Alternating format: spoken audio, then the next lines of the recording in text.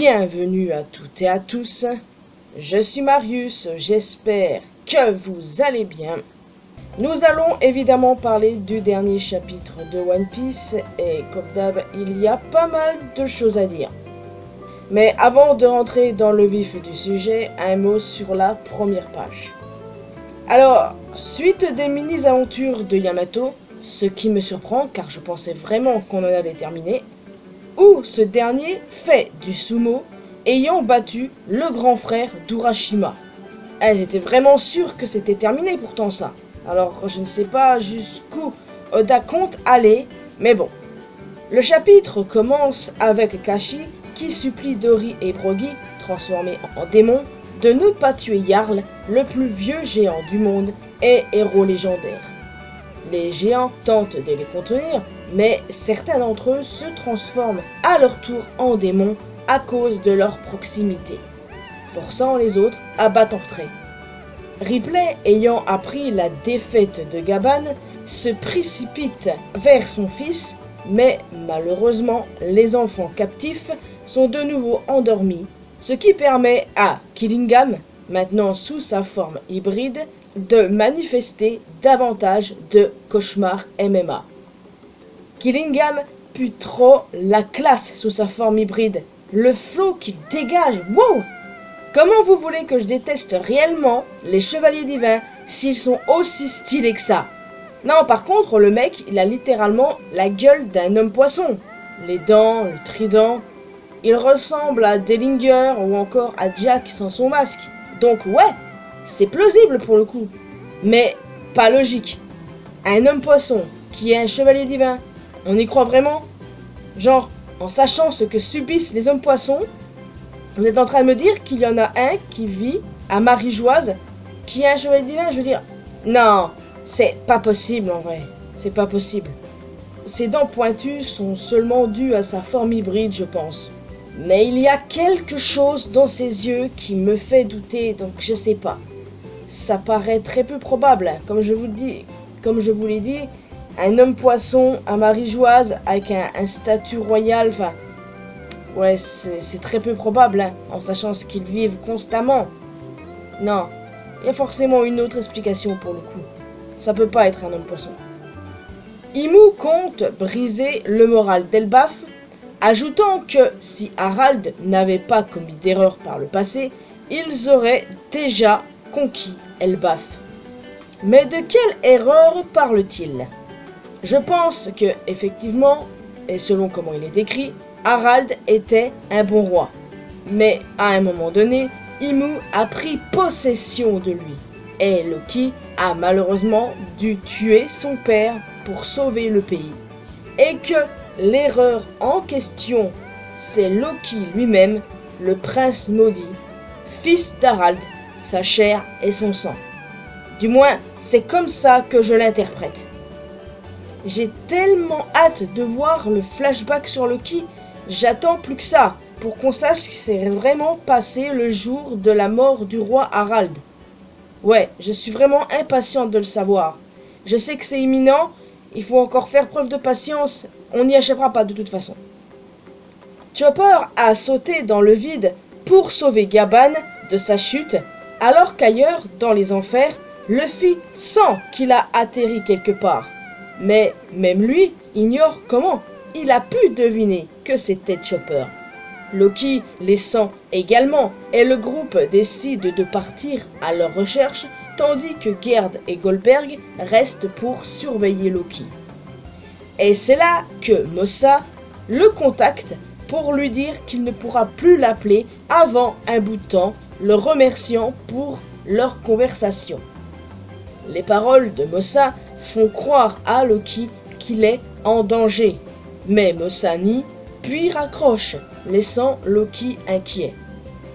Mais qui es-tu, Mossa? Bon, déjà, on a eu la preuve que ce n'était pas Gaban, contrairement à ce que certains pensaient. Mais d'autres pensent qu'il s'agit de Jarl. Ce n'est absolument pas sa façon de parler, mais vu ce qui se passe actuellement, qu'il va se faire attaquer et potentiellement mourir, ça aurait du sens pour le coup. Cependant, j'ai encore des doutes parce que En vrai, Loki connaît forcément la voix de Jarl. Je sais pas. Je n'ai pas vraiment d'idée de qui il pourrait être. Certains pensent même à Shirahoshi. Mais pourquoi et surtout comment? Enfin, je suis perdu pour le coup. Surtout que Mossa semble être un homme, pas une femme. Enfin, seul Loki sait si c'est un homme ou une femme, mais ce que je veux dire, c'est que ça m'étonnerait que ce soit un personnage féminin. Bah, c'est qui, je ne sais pas. Peut-être Biblio, le hibou, vous savez, dans la bibliothèque? Franchement, je sais pas. De toute façon, on le saura, c'est sûr. Est-ce que c'est un nouveau personnage ou un personnage qu'on connaît déjà? Je pense que c'est un perso qu'on a déjà vu, mais à voir. Ensuite, Luffy et les autres reviennent avec Gaban, demandant à Gerd de le soigner. Il apprend ensuite que le vieux, comme il le surnomme, était le bras gauche du roi des pirates. Mais Gaban indique qu'il était le numéro 2, ce qui me fait dire que lui et Rayleigh étaient très probablement rivaux, tout comme Zoro et Sanji. Du moins, ça me paraît très logique. À la fin du chapitre, le groupe perçoit alors l'immense explosion de haki d'Imu. Ajrudin ordonne à son équipage de remonter dans le monde du soleil alors que Luffy se prépare à la contre-attaque. Loki, quant à lui, est enthousiaste car ils vont clairement avoir besoin de lui. Allez-y les gars, c'est pas le moment de niaiser, c'est vraiment la merde ce qui se passe en haut. Par pitié, faites vite, c'est vraiment la merde. Et on va voir Loki en action, j'attends que ça, savoir quel est son pouvoir, la vraie étendue de sa force, j'ai vraiment hâte. Je pense que ces 5-là peuvent sauver la situation, parce que c'est vraiment la merde ce qui se passe, c'est vraiment la merde. C'est le moment de se bouger les gars.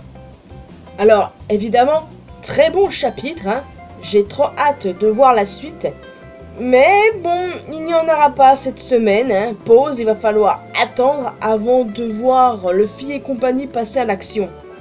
Cet arc est juste incroyable, j'adore ça, l'un des meilleurs arcs, et je pèse mes mots. Là maintenant, je vais m'adresser aux haters de One Piece, ceux qui détestent l'arc Elbaf. Je m'adresse exclusivement à eux là.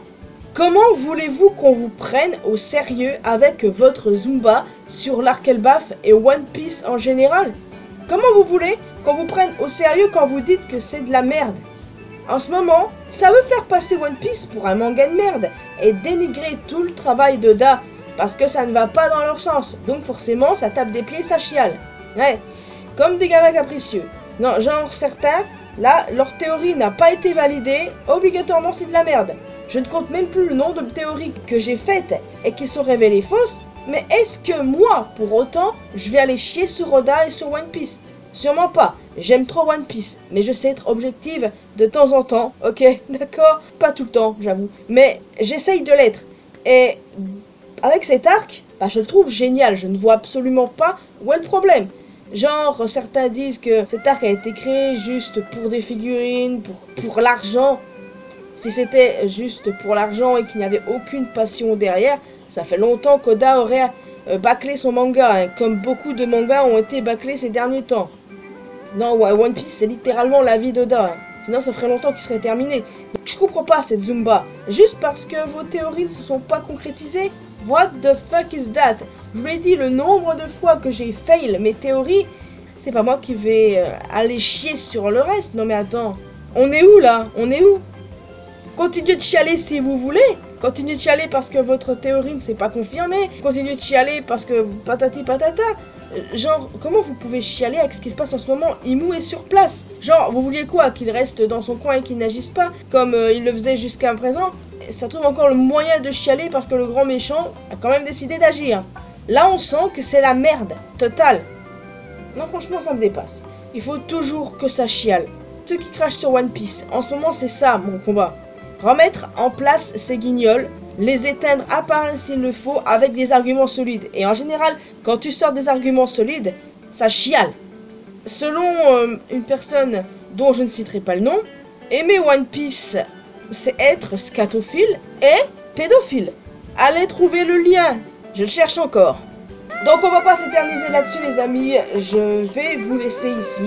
Alors n'hésitez pas à me laisser un commentaire. Qu'est-ce qu'il va se passer?